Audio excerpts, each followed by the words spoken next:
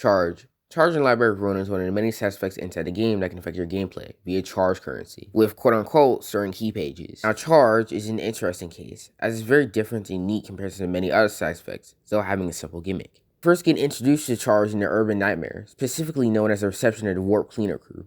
Now we're going on to the story section of the Warp Cleaner Crew. Feel free to skip to this time step of the video if you want to get to the deck building phase.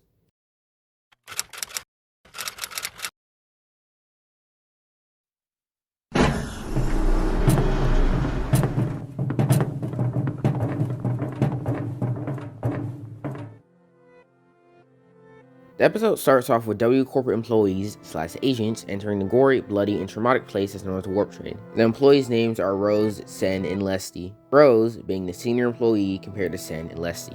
Right off the bat, we can already get a solid view of their personalities. Rose takes her job seriously, keeping both Sen and Lesty in check, while also keeping both independent and collected herself.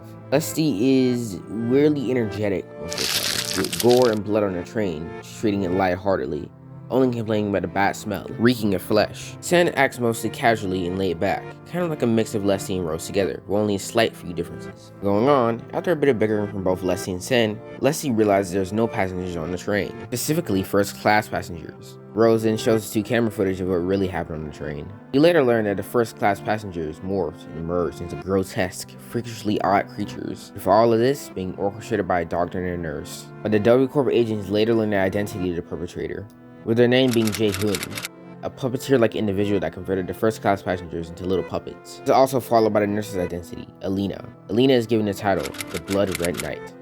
But suddenly, Sen, Lesty, and Rose suddenly get a library invitation, with the task to save the passengers, or be fired. Sadly, they are given no choice but to accept.